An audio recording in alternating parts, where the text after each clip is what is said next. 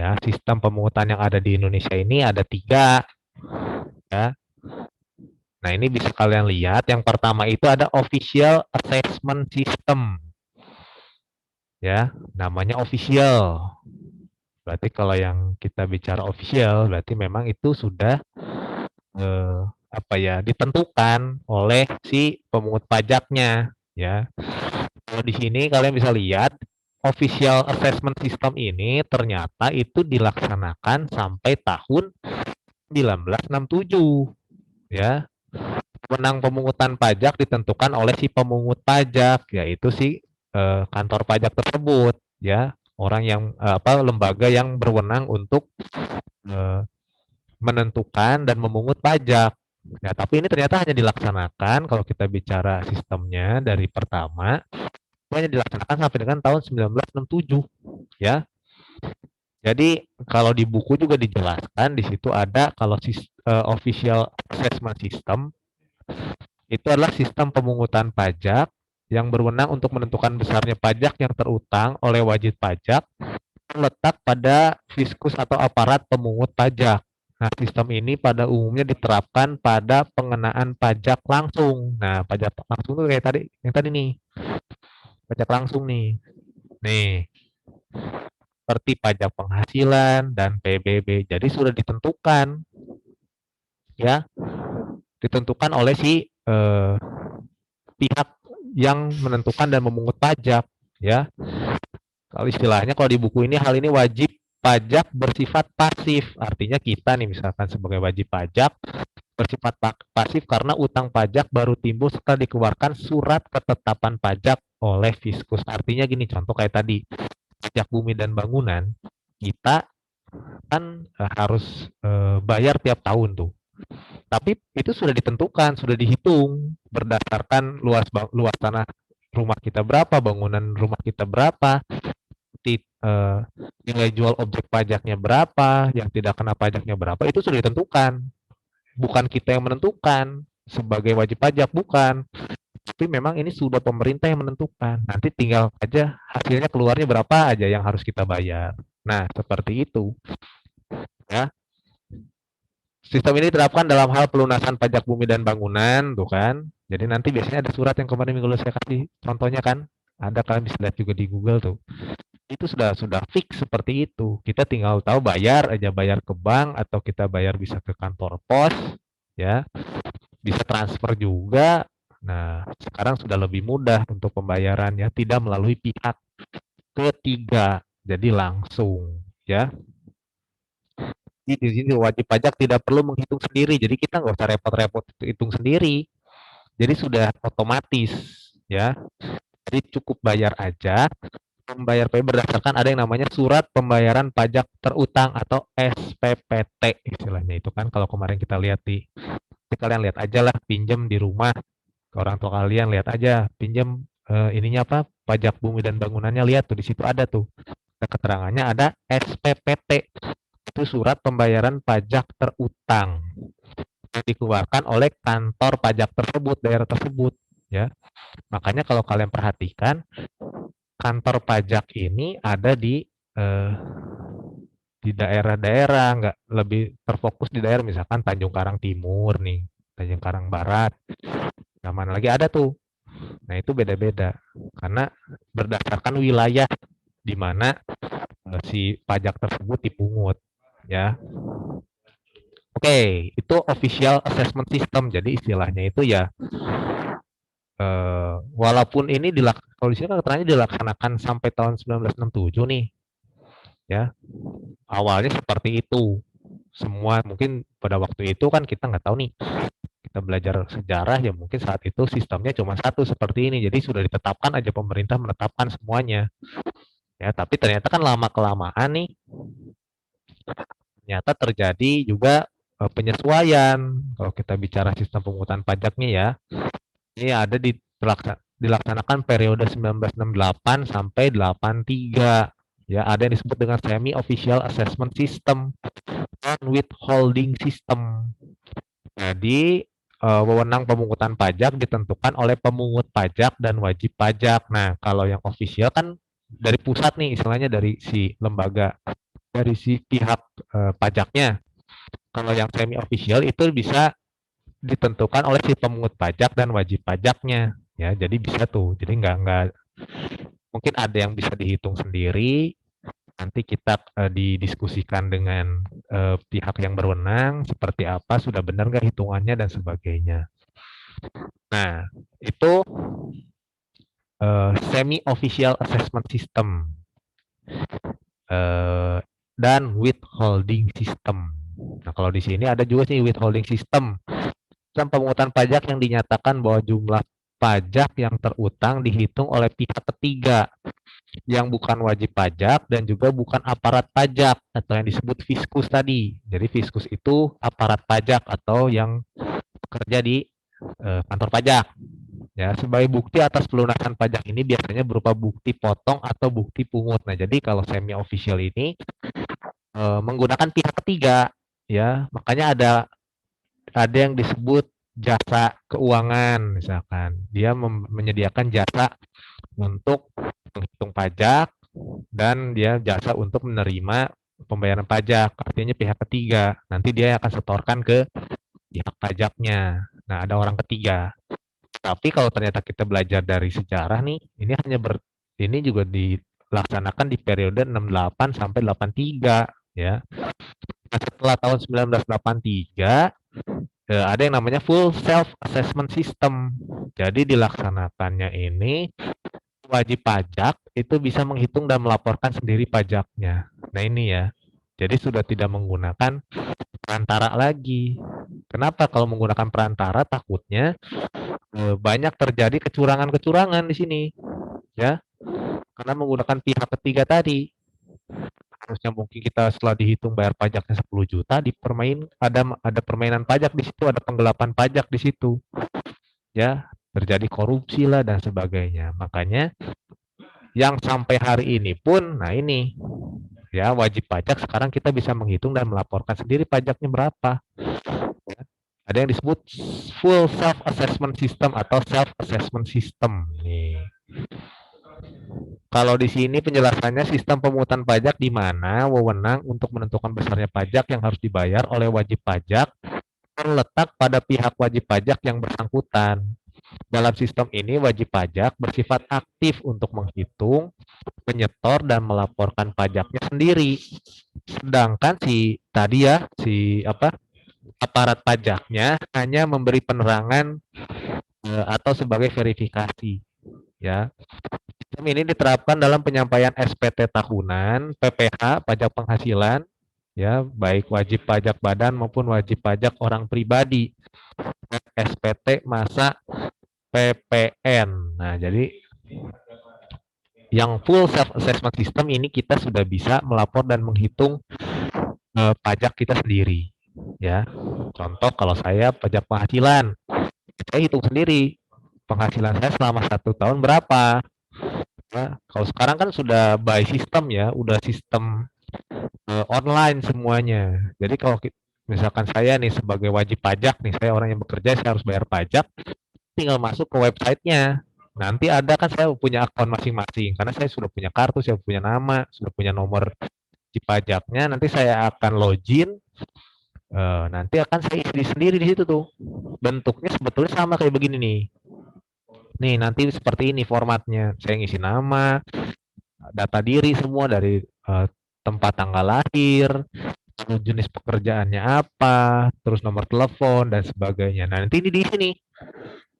Misalkan jumlah penghasilan saya selama 1 tahun, anggaplah misalkan saya bekerja 1 bulan saya punya penghasilan sebesar 10 juta. Nah berarti di sini 10 kali 5 kali 12 bulan, berarti 100 setahun itu saya 120 juta penghasilannya. Nanti ada yang namanya tuh tidak kena pajaknya berapa tuh, ada ketentuannya tuh. Ini udah otomatis hitung sendiri gitu. Nah, nanti di terakhir kita tahu berapa banyak yang harus kita bayarkan ke bank. Seperti itu.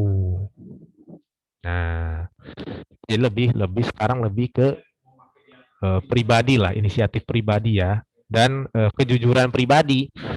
Karena di situ juga kan nanti ditampilkan kalau kita punya aset nih.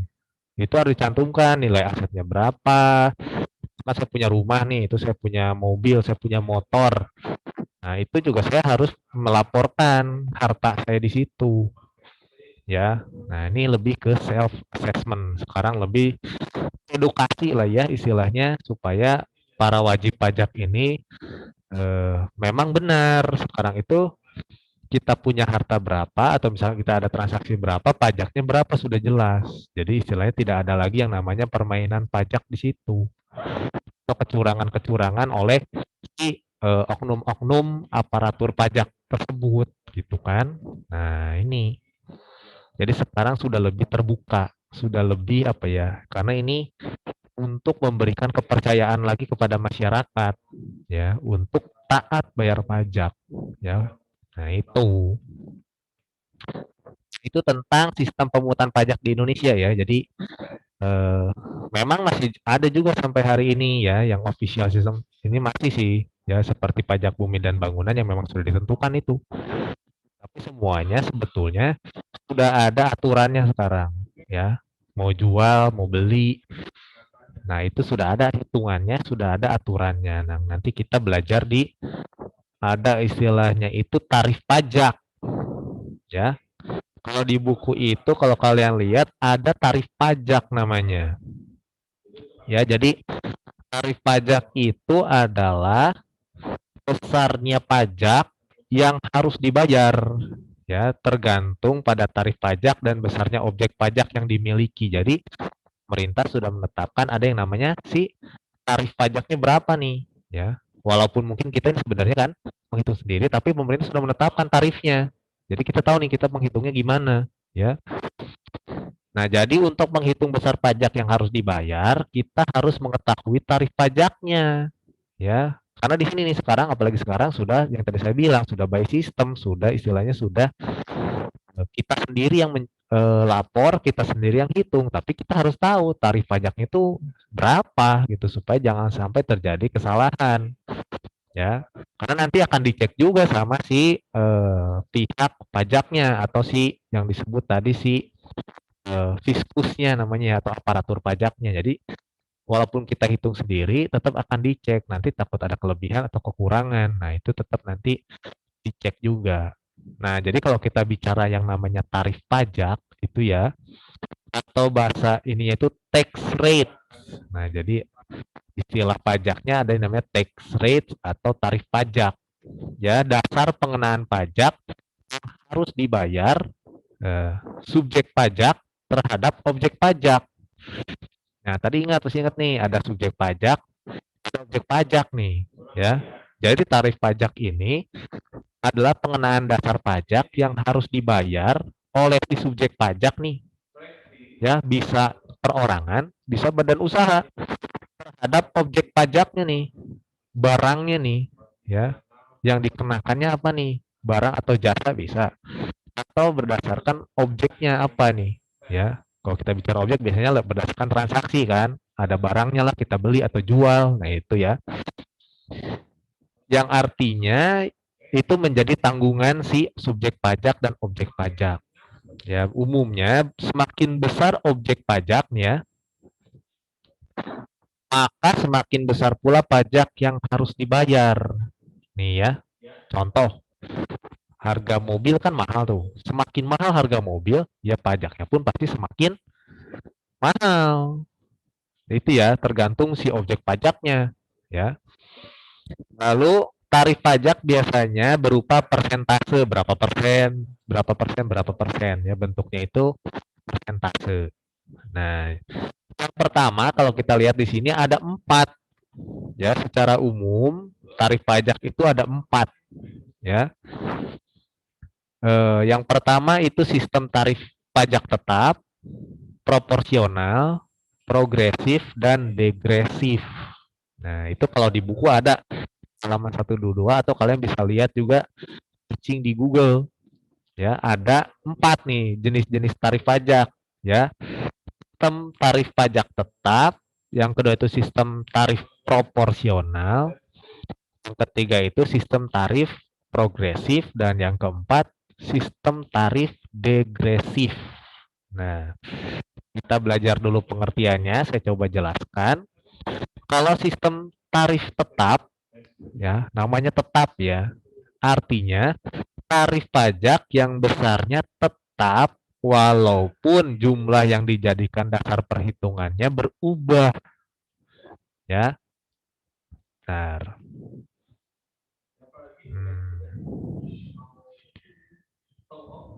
Saya tulis ya, catat aja ya. Tuh, tuh. Oke.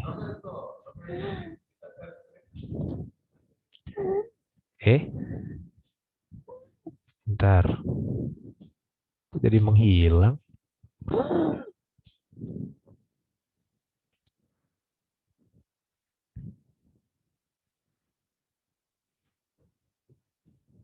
Nah, kita balik ke sini. Kok hilang ininya?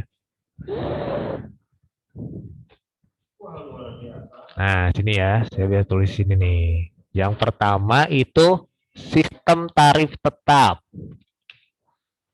Sistem tarif tetap. Artinya, yang tadi saya bilang, tarif pajak yang besarnya tetap walaupun jumlah yang dijadikan dasar perhitungannya berubah. Contohnya, bea materai untuk cek dan biliet giro. Berapapun nominalnya dikenakan 3.000, 6.000, atau sekarang si materai itu kan 10.000. Nah, jadi misalkan ada transaksi apapun yang harus bermaterai, nilainya misalkan 10 juta, 100 juta, 200 juta, itu yang dikenakannya tetap ya 10.000 saja bea materai, contohnya ya. Contohnya bea materai. Materai sekarang kan 10.000 nih. Sebelum materai 10.000 ini ada materai 3.000, ada materai 6.000. Nah, sekarang pemerintah menetapkan kan materai itu 10.000. Nah, itu tetap tuh. Misalkan ada perjanjian apapun, entah itu jual beli atau misalkan kita saya beli rumah nih sebagai tanda jadi, ya rumahnya nggak dijual ke orang lain gitu. Tanda jadi misalkan 5 juta. Nah, saya harus menerima tanda tangan di atas materai ya 5 juta. Di atas materai 10.000, 5 juta. Tapi misalkan tanda jadinya ada juga 10 juta atau 20 juta. Misalkan beli eh, lebih mahal, misalkan 50 juta, 100 juta, tetap materainya itu 10.000 sekarang. Ya. Nah, ini. Jadi dia tetap mau berapapun jumlah eh, tarif pajaknya ya tetap jumlah transaksinya walaupun seberapapun ya tetap dia kena materai 10.000 ya 10.000 ya. Nah, ada juga yang kedua tuh selain tarif tetap dua sistem tarif proporsional ya. Selain tetap, kalau tadi tetap itu contohnya materai, materai. Kalau sistem tarif proporsional itu tarif pajak dengan persentase pemungutannya tetap. Sedangkan pajak yang harus dibayar selalu akan berubah sesuai dengan jumlah dasar pengenaan pajak. Contohnya pajak pembangunan sebesar 10% dari jumlah pembayaran di rumah makan dan rumah penginapan. Nah, misalkan yang tadi saya bilang, kamu makan di restoran, eh, dari menu, kamu lihat kan daftar menu tuh, misalkan kamu makan, sekitar setelah dihitung, kamu makan habis 150.000. Nah, itu nanti akan dikenakan pajak proporsional, contoh pajak restoran. Pajak restoran itu 10%. Jadi dimanapun kamu transaksi, atau kamu melakukan, ya kamu nongkrong di kafe lah, kamu mau makan di kafe atau di restoran, di tempat makan, di segala macam, itu dikenakan tarif proporsional sebesar 10%. Jadi misalkan kamu makan harganya 50.000 nih, tapi kamu bukan bayar 50.000, kamu bayar ditambah 10%. Jadi kamu bayar 55.000. Nah, seperti itu. Atau misalkan kamu minat di hotel, ya liburan. Misalkan harga hotel itu satu malam misalkan 750.000. Nah, kamu nggak bayar 750.000. Di situ dikenakan pajak 10%. Ya, jadi kamu nggak bayar 750.000. Jadi 750.000 ditambah 75.000. Jadi kamu bayarnya bukan 750.000, tapi plus pajak 10%, jadi 825.000. Nah, itu tarif proporsional. Nah, contohnya tarif di tempat makan, ya. Nah ini, ya jadi ya 10% pengenaannya, ya. Yaitu di restoran, yaitu di supermarket, tuh ya. Kalau kamu sekali lagi kalau kalian belanja ke rumah, ya simpel. Kalau nggak kamu lihat aja kalau kamu ke Indomaret atau Alfamart, lihat di situ pasti ada ya kena pajak 10%, ya. Ada dasar pengenaan pajaknya 10%. Nah, itu tarif proporsional. Lalu yang ketiga ada sistem tarif progresif. Nah, sistem tarif progresif, ya. Kalau sistem tarif progresif ini tarif pajak yang persentasenya meningkat sejalan dengan meningkatnya jumlah dasar pengenaan pajaknya. Contoh, misalkan tarif pajak penghasilan, ya, berdasarkan Undang-Undang Republik Indonesia Nomor 36 Tahun 2008 tentang pajak penghasilan. Nah, di sini di buku itu ada contohnya. Kalau misalkan pendapatan kita, ya, ini misalkan contohnya pajak penghasilan. Contohnya di sini kalau penghasilan kita 50 juta setahun, ya, itu pengena terkena tarif pajak sebesar 5%. Mana persentase? Nah, ya, kalau 50 juta setahun itu terkena tarif pajaknya 5%. Artinya jumlah pajak yang harus dibayar berarti sebesar 1.500.000, ya. Nah, tapi kalau ternyata nih penghasilan kita bertambah, ya, bukan 50 juta, katakanlah setahun berarti 125 juta, ya. Nah, ini akan dikenakan pajak sebesar 15%. Artinya, di sini ada peningkatan tarif nih. Dari 5% ke 15%, ada pengenaan tarif atau peningkatan tarif sebesar 10%, kan? Nah, jumlah pajak yang harus dibayarkan ya bukan 2.500.000 lagi, karena kan sudah dasar pengenaannya penghasilan kita udah 250 juta. Nah, berarti 37,5 juta yang harus kita bayar. Penghasilan kita ini, ya, kenanya 15%, ya, bukan 5% lagi, tapi 15%. Terjadi peningkatan 10%, ya. 5 ke 15.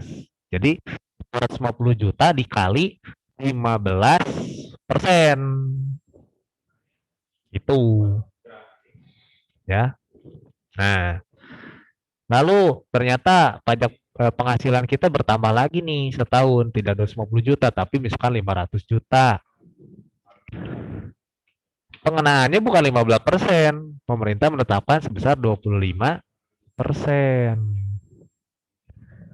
Nah, terjadi kenaikan lagi nih dari 10, dari 5, ini kan. Nah, berarti berapa pajak yang harus kita bayarkan? 125 juta.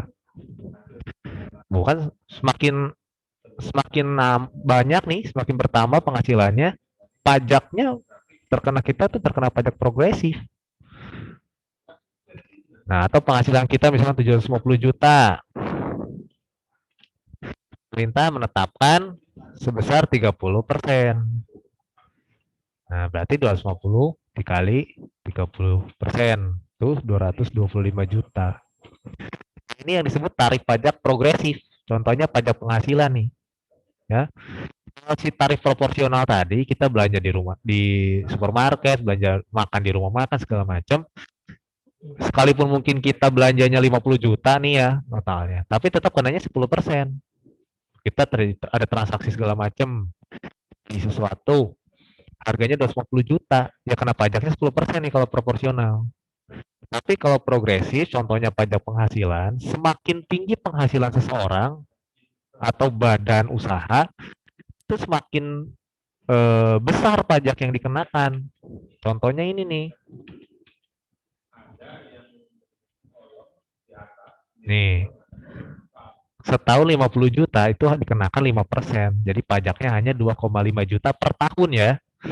Bagi 12 lagi nih berarti. Tapi kalau ternyata pajak penghasilan kita nih, penghasilan kita selama 1 tahun 250 juta, itu bukan 5%, tapi kita dikenakan 15%. Jadi kita harus bayar lebih besar. Ya. Terus penghasilan kita 500 juta nih, lebih besar lagi. Ya kita dikenakan 25%. Artinya setahun kita harus bayar 125 juta. Ya, 10 jutaan lah sebulan. Terus ini kalau makin bertambah lagi penghasilan kita nih 750 juta per tahun. Kita kena tarif pajak progresif dari pemerintah sebesar 30%. Jadi pajak yang harus kita bayarkan sebesar 225 juta. Tapi kalau misalkan semakin kecil lagi ya berarti pajaknya makin kecil lagi. Nah, itu ya. Jadi ada macam-macam. Yang terakhir ada sistem tarif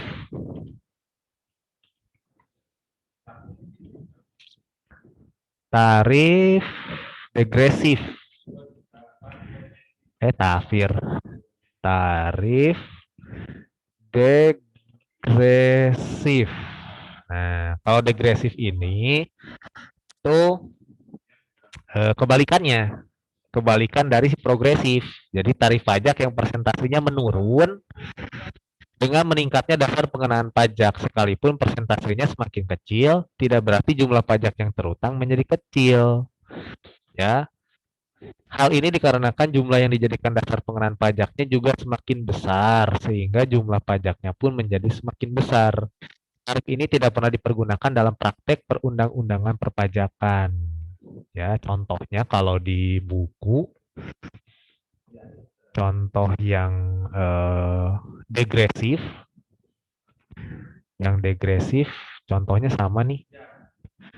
Misalkan 25 juta. Pengenaan pajaknya itu 25%. Ya. Sama dengan berarti 12,5 juta. Nah, kalau misalkan dasar pengenaan pajaknya itu 100 juta, tarif pajaknya lebih kecil 20% nih. Artinya pajak yang dibayarkan 20,5 juta. Kayak begini. Lalu dasar pengenaan pajaknya misalkan 150 juta nih. Tapi dia dikenakan sebesar 15%. Semakin kecil kan, semakin besar dasar pengenaannya, tarif pajaknya semakin kecil. Ya, ini 22 juta. Tapi sebenarnya ternyata di pembayaran pajaknya tetap lebih mahal ya, tetap mahal sesuai dengan ini. Kalau 250 juta dikenakan sebesar 10%. Berarti kita bayarnya 25 juta. Jadi walaupun si tarif pajaknya semakin kecil nih ya, tapi kan si dasar pengenaan pajaknya ini semakin besar, ini semakin kecil. Tapi dilihat dari si yang harus dibayarnya ini tetap aja semakin besar kan. Nah, seperti inilah contohnya si tarif pajak. Oke, udah less than 1 minute nih. Ya, nanti kita bicara lebih banyak lagi lah ya sambil praktek cara menghitungnya. Ini baru sih dasar-dasar teorinya saja. Gitu. Oke, ada pertanyaan dulu sampai sini?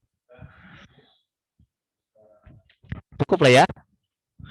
Nanti kita sambil praktek saja untuk menghitung pajaknya. Ya. Oke, kita ketemu lagi di pertemuan selanjutnya aja ya. Udah less than 1 minute. Sampai ketemu di pertemuan selanjutnya. Bye-bye. Makasih, Pak. Thank you, Pak. Yup.